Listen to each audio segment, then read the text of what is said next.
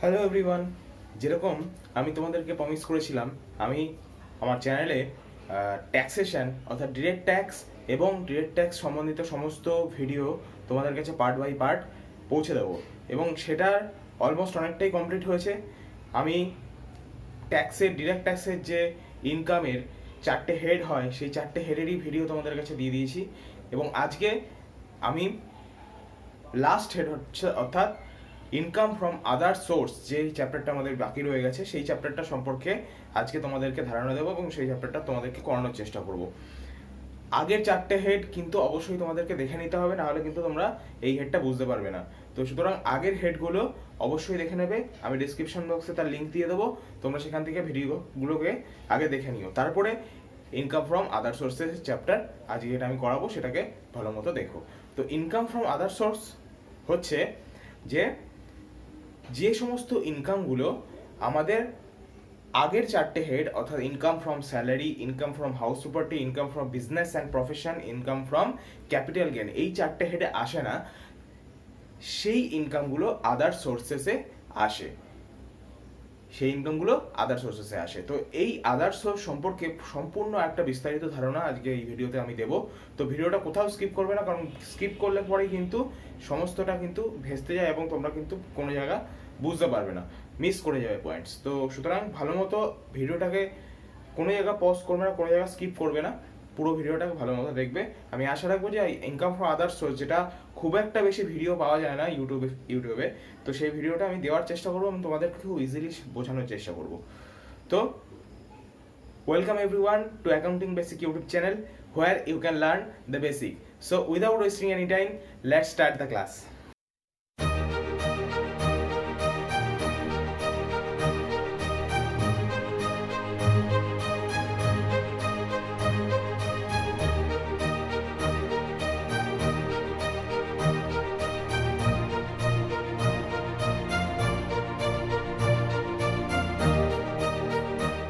Video শুরুতে বললাম যে ইনকাম ফ্রম আদার সোর্স অর্থাৎ আগের 4টে হেড যেটা করিয়েছি তার মধ্যে কোনোভাবে আসে না। তার মানে এমন কোনো ইনকাম যে ইনকামগুলো আমি কোনো সেগমেন্টে ফেলতে পারি না, অথচ সেই ইনকামগুলো আমার হচ্ছে এবং সেই ইনকামগুলো ট্যাক্স এবেল হচ্ছে। তো সুতরাং সেই যে ট্যাক্সেবল ইনকামগুলো সেগুলোকে আমাকে কোথাও দেখাতে হবে, তো সেই দেখানোটাই হচ্ছে আমাদের ইনকাম ফ্রম আদার সোর্সে দেখাতে হয়। তো এরকম যদি এক্সাম্পল আমি দিই, সবার ফার্স্টে এক্সাম্পল দিই যে কোনো জায়গা থেকে আমি কোনো লটারি পেলাম, কোনো জায়গা থেকে আমি কোনো গ্যাম্বলিং করলাম, ঠিক আছে, কোনো জায়গা থেকে কোনো আদার্স ইনকাম আসলো যেটা এক্সপেক্টেড ছিল না, ঠিক আছে, কোনো জায়গা থেকে কোনো আমি কোথাও ইনভেস্ট করলাম, ঠিক আছে, সেখান থেকে আমার অপ্রত্যাশিত কোনো ইনকাম চলে আসলো, ডিভিডেন্ড চলে আসলো, ঠিক আছে। তো সেই সমস্ত জিনিসগুলো কিন্তু আমাদের আদার সোর্সেসের মধ্যে পড়ে। তো আমি এক এক করে সমস্ত জিনিসগুলো দেবো যে কোন কোন জিনিসগুলো আদার সোর্সেসের মধ্যে পড়ছে এবং কোন কোন জিনিসগুলো কোনো ইনকামেই পড়ে না। আবার এমন কিছু ইনকামও রয়েছে যে ইনকামগুলো কোনো ইনকামেই পড়ে না, অর্থাৎ আমি বললাম যেরকম 4টে হেডে পড়ছে, কিন্তু যে ইনকামগুলো 4টে হেডে পড়ছে না সেগুলো ইনকাম ফর আদার সোর্সে পড়ছে। এবার যে ইনকামগুলো, এমনও কিছু ইনকাম আছে যে ইনকামগুলো আদার সোর্সেসের মধ্যেও আসে না এবং সেগুলো সম্পূর্ণরূপে ট্যাক্সেবল হয়ে যায়, ট্যাক্স ফ্রি হয়ে যায়। এবং ট্যাক্স ফ্রি হয়ে যায় মানে সেগুলোর উপর আমাদের কোনো রকমের ট্যাক্স দিতে হয় না। তো আজকে আমরা টোটাল বিষয়টা দেখার চেষ্টা করব যে ইনকাম ফ্রম আদার সোর্সেসের মধ্যে যে যে ইনকামগুলো পড়ছে এবং যে যে ইনকামগুলো পুরোপুরি ট্যাক্স ফ্রি হয়ে যাচ্ছে, আমাদের তার উপরে কোনো ট্যাক্স দিতে হচ্ছে না। তো দেখা যাক, প্রথমে সম্পূর্ণ একদম বেসিক দুটো উদাহরণ আমি তোমাদেরকে দিচ্ছি, সেই দুটো উদাহরণকে বোঝার চেষ্টা করবে আগে। তো সবার ফার্স্টে যে দুটো জিনিস বলবো সেটা হচ্ছে যে ডিভিডেন্ড, মানে দুটো এমন জিনিস আছে যেটা বেসিক্যালি কোনোভাবেই এইখানে মানে অর্থাৎ আমাদের ইনকাম ফ্রম আদার সোর্সে ট্যাক্সেবল হয় না এবং সেটা ট্যাক্স থেকে পুরোপুরি রূপেই এক্সাম্পটেড হয়ে যায়। যেরকম কি এক্সাম্পটেডের রুল আছে এখানে, আবার dividend received from Indian company is এক্সাম্পটেড under section 10(34), অর্থাৎ ইন্ডিয়ান কোম্পানি যেগুলো আছে, ইন্ডিয়ান কোম্পানি থেকে যদি আমি কোনো ডিভিডেন্ড বা লভ্যাংশ পাই সেটা কিন্তু পুরোপুরিভাবে এক্সাম্পটেড হয়ে যায় 10(34) এই রুলে, ঠিক আছে। And dividend receive from units of mutual fund is এক্সাম্পটেড under section 10(35), অর্থাৎ 10(34) অনুযায়ী dividend receive from Indian company থেকে যদি কোনো আমি ডিভিডেন্ড রিসিভ করি তাহলে সেটা এক্সাম্পটেড হয়ে যায় আর marriage gift receive from relative is exempted from tax. অর্থাৎ যদি আমরা রিলেটিভের কাছ থেকে কোনো ম্যারেজ গিফট পাই, অর্থাৎ কোনো আর্থিক কোনো গিফট পেলাম, সেটা কিন্তু সম্পূর্ণরূপে এক্সাম্পটেড হয়ে যায়। তো এটা জানলাম বেসিক দুটো জিনিস যেগুলো কিন্তু আমাদের ইনকাম ফ্রম আদার সোর্সেস থেকে পুরোপুরিভাবে এক্সাম্পটেড হয়। এরপরে আমরা জানবো যে কোনগুলো চার্জেবল হয়। তো সেগুলো তোমাদের কাছে দেখাচ্ছি, এটা তোমরা কপি করে নাও। এবার আমরা দেখবো চার্জেবল কোনগুলো হচ্ছে। Income chargeable under this head. এবার আদার সোর্সে কোনগুলো চার্জেবল হচ্ছে ট্যাক্সের জন্য। প্রথমত দেখো dividend receive from foreign company. আমি আগে যেটা দিয়েছিলাম মনে রাখো যে ওটা ডিভিডেন্ড ফ্রম ইন্ডিয়ান কোম্পানি ছিল, যেটা এক্সাম্পটেড হয়ে যায়। আর dividend receive from foreign company যেটা ট্যাক্সেবল হয় এবং চার্জেবল হয়। ঠিক আছে, নেক্সট হচ্ছে দেখো winning from lotteries, crossword puzzles, horse races, card games or any other games. অর্থাৎ যদি লটারি থেকে কোনো ইনকাম হয়, হর্স রেসে বাজি লাগিয়ে কোনো ইনকাম হয়, গ্যাম্বলিং করে, কার্ড গেমসে, পাজেলে যদি কিরকম রকমভাবে ইনকাম হয়, সেগুলো কিন্তু চার্জেবল হয় এবং চার্জেবল অর্থাৎ ট্যাক্সেবল হয়। ট্যাক্সেবল হয়ে তারপরে কিন্তু সেই টাকাটা আমরা পাই। নেক্সট হচ্ছে ক্যাজুয়াল ইনকাম। কিছু ক্যাজুয়াল ইনকাম থাকে যেগুলো আমরা না চাইতেই পেয়ে যাই, কিন্তু সেইগুলোও কিন্তু ট্যাক্সেবল আমাদের আন্ডারে আসে। নেক্সট হচ্ছে income from plant, machinery or furniture let out on hire. বলছে যে প্ল্যান্ট অ্যান্ড মেশিনারি ভাড়া দিয়ে, প্ল্যান্ট অ্যান্ড মেশিনারি, ফার্নিচার, এই সমস্ত কিছু ভাড়া দিয়ে যখন ইনকাম আসছে। কিন্তু মনে রাখবে যে তখন তোমরা বলবে যে লেট আউট, তো আমরা তাহলে তো লেট আউটের বিজনেসই হতে পারে। এটা না, এটা কখন হয়? whereas it is not the actual business of the assessee। অর্থাৎ যা ট্যাক্সেশন করা হচ্ছে সেই ব্যক্তির এটা মেইন বিজনেস নয়, অ্যাকচুয়াল বিজনেস নয়, এটা অ্যাকচুয়াল বিজনেস নয়। কিন্তু সে কি করে না, জিনিসপত্র হায়ার করে এবং হায়ার করে সেই জিনিসগুলোকে ও ভাড়া দেয়, ভাড়া দিয়ে সেগুলোর থেকে ইনকাম পায়। সেগুলোও কিন্তু আমাদের এই ইনকাম ফ্রম আদার সোর্সেসের হেডে চার্জেবল হয়। ওকে, নেক্সট আরো কিছু ইনকাম রয়েছে, সেগুলো সম্পর্কেও তোমাদের এবার বলছি। তো এবার বলি কিছু কিছু ট্যাক্স ফ্রি ইন্টারেস্ট থাকে, যেরকম 12 years national savings annually certificate, ঠিক আছে। তারপরে ন্যাশনাল ডিফেন্স গোল্ড বন্ডের যদি কিছু থাকে সেগুলো ট্যাক্স ফ্রি হয়ে যায়। স্পেশাল বিআরআর বন্ড, যদি স্পেশাল কোনো বিআরআর বন্ড থাকে সেক্ষেত্রে সেগুলো ট্যাক্স ফ্রি হয়ে যায়। আর পোস্ট অফিসের সেভিংস ব্যাংক অ্যাকাউন্ট যদি থাকে সেখান থেকে ইন্টারেস্ট পাওয়া যায়। তো সেই ইন্টারেস্টের 3500 টাকা যদি সিঙ্গেল অ্যাকাউন্ট বা ইন্ডিভিজুয়াল অ্যাকাউন্ট হয় তাহলে কিন্তু ট্যাক্স ফ্রি হয়ে যায়। এবং 7000 টাকা in case of joint account থাকলে পরে 7000 টাকা পর্যন্ত ট্যাক্স ফ্রি হয়ে যায়, তারপরে কিন্তু ট্যাক্স দিতে হয়। তাহলে এটা হয়ে গেল আমাদের কিছু ট্যাক্স ফ্রি ইন্টারেস্ট। কিন্তু এগুলো ছাড়াও, এগুলো নিয়ে আরো টোটাল 19টা আমাদের ট্যাক্স ফ্রি ইন্টারেস্ট রয়েছে, যেগুলো আমি তোমাদের ডেসক্রিপশন বক্সে দিয়ে দেবো এবং তার সঙ্গে তোমরা স্ক্রিনেও দেখতে পাচ্ছ। তো এই যে ট্যাক্স ফ্রি ইন্টারেস্টগুলো আছে সেগুলোকে ভালো মতো তোমাদের স্টাডি করতে হবে এবং বুঝতে হবে যে অঙ্কের মধ্যে যদি দেয় তাহলে তোমরা বুঝতে পারবে যে এগুলো ট্যাক্স ফ্রি, সুতরাং এগুলো অঙ্কের মধ্যে আনা যাবে না। এটা হয়ে গেছে আমাদের ট্যাক্স ফ্রি ইন্টারেস্ট। সেকশন হচ্ছে 10-15, ঠিক আছে। এইবারে tax treatment of winning from lotteries, crossword puzzles, horse races. এবার যে এই যে এটার যে ক্যালকুলেশন হয়, ক্যালকুলেশনটা কিভাবে হয়? ক্যালকুলেশন হয় দেখো, ফ্ল্যাট রেট, আমি লিখেছি flat rate 30% plus cess @3% of flat rate. মানে হচ্ছে আমার যদি 30%, এটা হচ্ছে 30% প্লাস 30%-এর 3%। মনে রাখবে 30% অফ ফ্ল্যাট রেট, ঠিক আছে, 30% 3%। অর্থাৎ এটা যদি আমরা ক্যালকুলেট করি তাহলে হয়ে যাচ্ছে আমাদের দেখো 30.9%। এটা হচ্ছে আমাদের রেট। কিন্তু এই যে পার্সেন্টেজটা করা আছে এইটা আমাদের কখন হয়? যখন লটারিসের ওপরে আমাদের ট্যাক্সেবল ইনকাম বের করার পরে যে ট্যাক্সটা কাটে।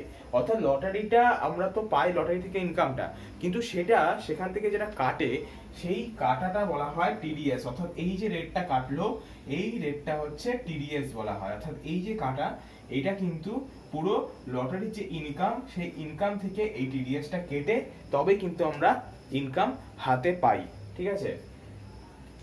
নেক্সট হচ্ছে এটা হচ্ছে টিডিএস। তো ধরো আমার 100 টাকা ইনকাম হলো, আমার 100 রুপিস ইনকাম হলো, তাহলে এখান থেকে আমার 30 টাকা 9 পয়সা আমার বাদ চলে গেল। তাহলে কত থাকছে একবার হিসাব করো, 69.1। এই যে এটা থাকছে, এটাই হচ্ছে আমার টোটাল ইনকাম যেটা আমার হাতে থাকবে। মনে রাখবে এই ক্যালকুলেশনটা যে 30% অলওয়েজ এটাই হবে, কোনো সময় এটা চেঞ্জ হবে না, 30% থাকবে এবং 30%-এর ওপরে 3% আরো এক্সট্রা ক্যালকুলেট হয়ে যাবে, যেটা শেষ হিসাবে। শেষ হচ্ছে একটা এক্সট্রা ট্যাক্স, এক্সট্রা একটা চার্জ, ঠিক আছে, সেই চার্জটা কাটবে এবং ফাইনালি একটা যে অ্যামাউন্ট পাওয়া যাবে 30.9%, সেটা হচ্ছে আমাদের টিডিএস, ঠিক আছে, অর্থাৎ 100 টাকায় 30 টাকা 9 পয়সা এটা বাদ চলে যাবে এবং বাকি ইনকামটা আমরা পেয়ে যাব, ঠিক আছে। এগুলোকে অঙ্কের মাধ্যমে যখন বোঝাবো তখন ভালো করে আরো সুন্দর করে বুঝতে পারবে।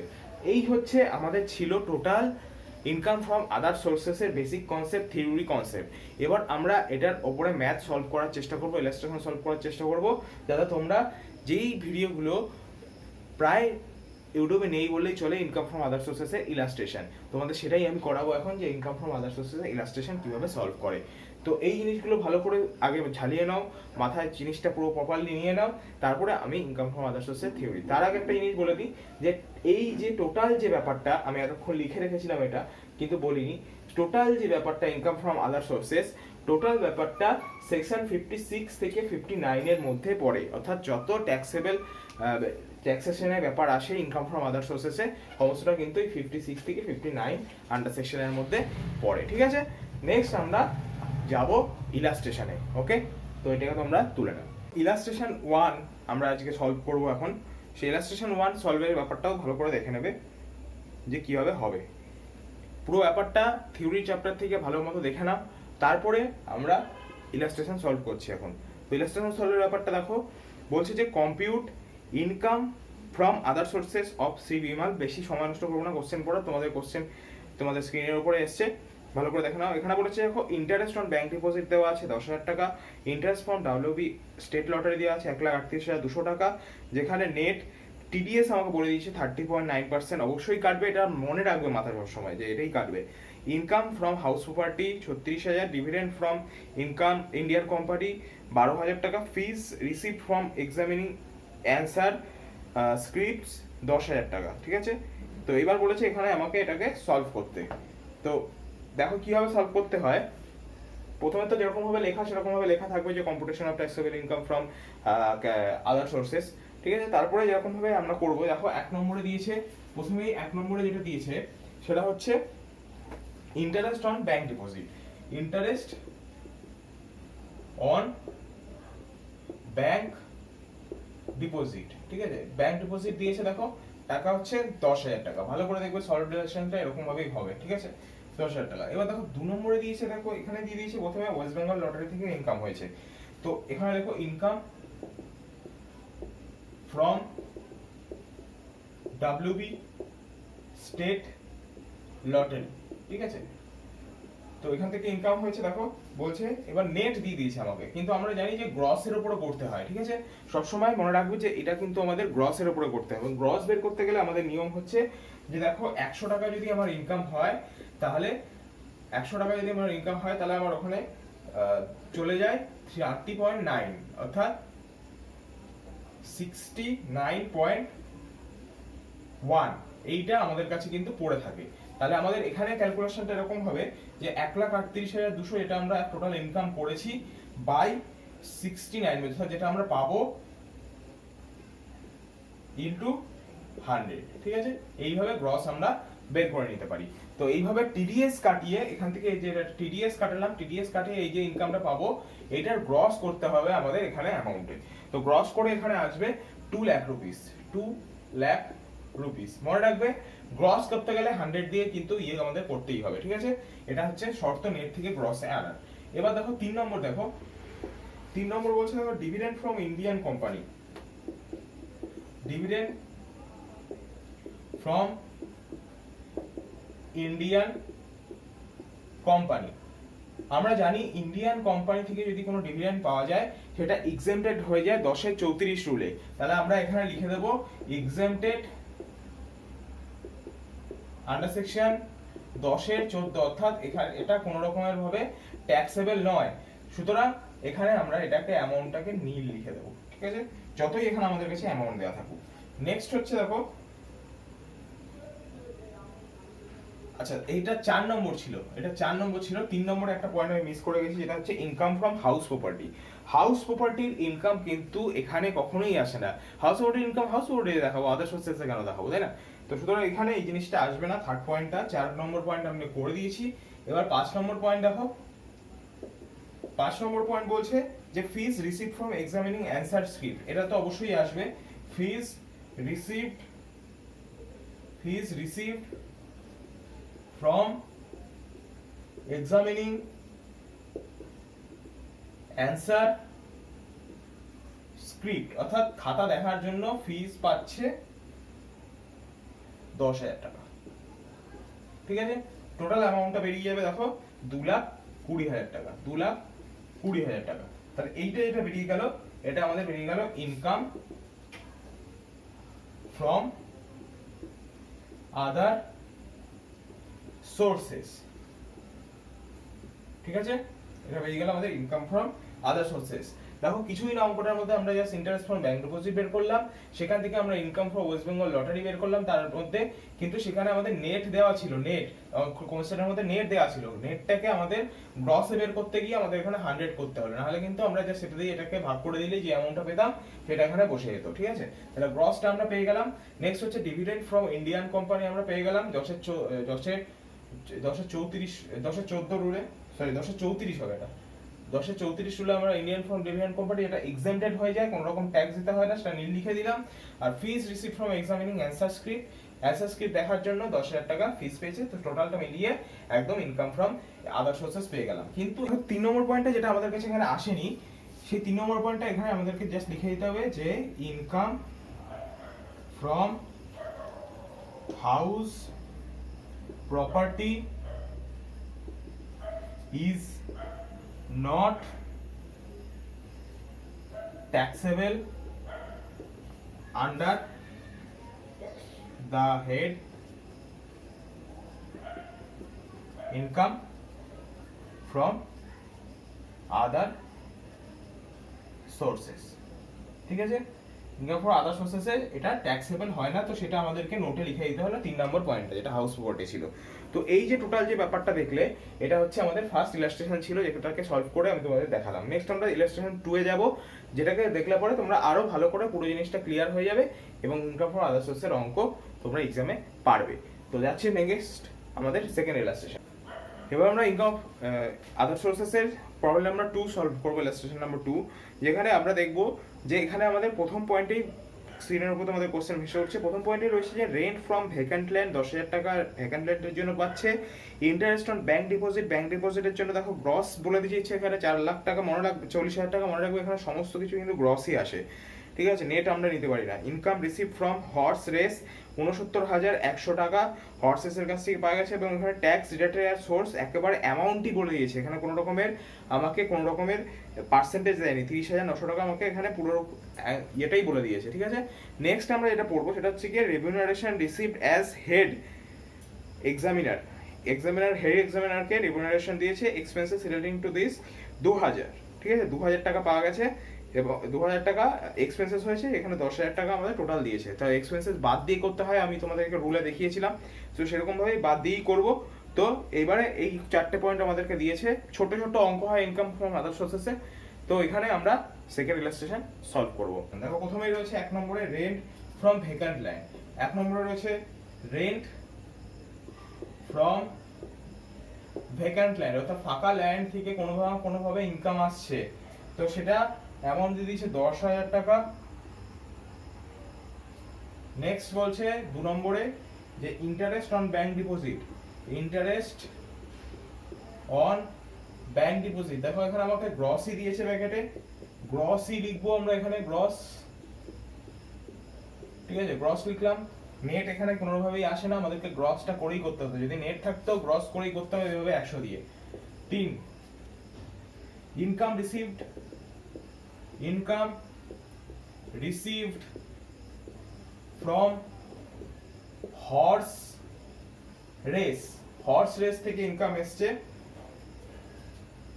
69,100 টাকা, কিন্তু সেটা আমাকে ফার্স্ট কলামে লিখতে হবে। এবার এখান থেকে টিডিএস কাটবে, তাহলে এখান থেকে লিখবো, সরি টিডিএস কেটে নেবে, তাহলে অ্যাড টিডিএস, টিডিএস কত কেটে নেবে একবারে 30,900 টাকা। তাহলে টোটাল যে ট্যাক্সেবল হবে সেটা আমাদেরকে এখানে দেখাতে হবে 1 লাখ টাকা। টিডিএস টোটাল অ্যাড হয়ে গেল। এবারে 4 নম্বর হচ্ছে remuneration received as head examiner. Remuneration received as head examiner। আচ্ছা এখানে টিডিএস টা অ্যাড করলাম, তার কারণ হচ্ছে টিডিএস যেহেতু আমাকে ট্যাক্সেবল অ্যামাউন্ট বের করতে হবে, সুতরাং ট্যাক্সে আমাকে দেখাতে হবে যে টিডিএস আমি দিয়েছি, আমার ইনকাম হয়েছে এত টাকা, টিডিএস কেটেছে এত টাকা, তো সুতরাং আমাকে পুরো অ্যামাউন্টটাই দেখাতে হবে যে এত টাকা আমি ইনকাম করছিলাম, সেখানে পুরো জিনিসটা করে তখন ট্যাক্সেবল বেরোবে। আচ্ছা হেড এক্সামিনার এখানে দিলাম, হেড এক্সামিনার হচ্ছে 10,000 টাকা লেস।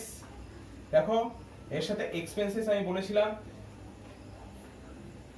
থিওরিটাকে পড়ানোর সময় ভালো করে দেখবে, আমি বলেছিলাম যে এক্সপেন্সেসটা লেস করতে হয়, লেস এক্সপেন্সেস, ঠিক আছে, এক্সপেন্সেস লেস করতে হয়, লেস করে তারপরে যে অ্যামাউন্টটা পড়ে থাকে সেটা ট্যাক্সেবল হয়ে যায়। তাহলে 10,000 মাইনাস 2,000 প্লাস করে হচ্ছে 8,000, ঠিক আছে, তাহলে হয়ে যাচ্ছে আমাদের এখানে টোটাল করে এটাকে 15,000